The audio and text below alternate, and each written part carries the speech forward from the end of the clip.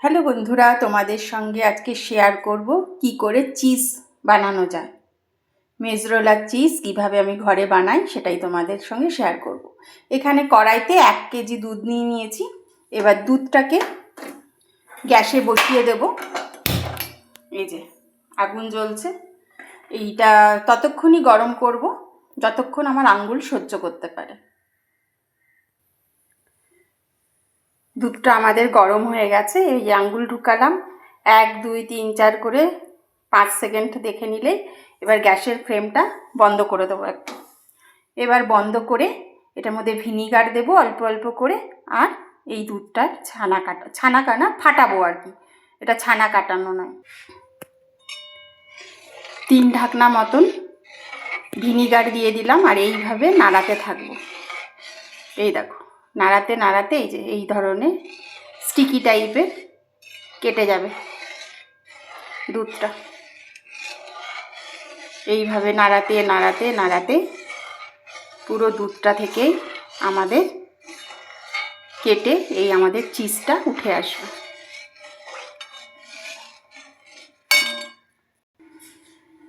এই দেখো আমাদের চিজটা একদম হয়ে গেছে। এবার এইটাকে উঠিয়ে ঠান্ডা জলে নিয়ে নিয়েছি আর একটা বাটিতে, এটার মধ্যে চিপে উঠাবো। এবার এই জলটার মধ্যে একটুখানি, যেটার মধ্যে ছানা কাটিয়েছি সেটার মধ্যে একটু নুন, মানে দুধটাকে ফাটিয়েছি যেটাই, সেটার মধ্যে অল্প নুন দিয়ে দিলাম। এইটার মধ্যে এবার এই যে চিজটা আছে সেটা একবার এখানে ডোবাবো।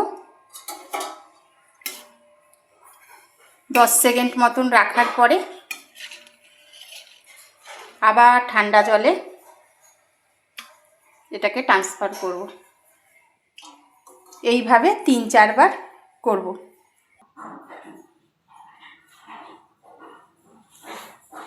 এবার দেখো চিজটাকে ভালো করে দেবে নিয়ে এবার এরকম এই ফয়েল পেপারের ইয়েতে এই করে মুড়িয়ে ফ্রিজের মধ্যে রেখে দেব। ফ্রিজের মধ্যে রেখে দেব, তারপরে আমাদের চিজটা রেডি হয়ে যাবে।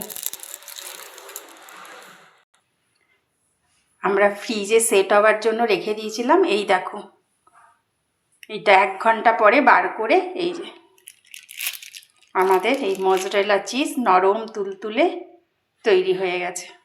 এবার ঘরে পিৎজা বানাও বা পাউরুটির মধ্যে দিয়ে আমরা খেতে পারবো। থ্যাংক ইউ বন্ধুরা, তোমরাও বানিয়ে দেখো।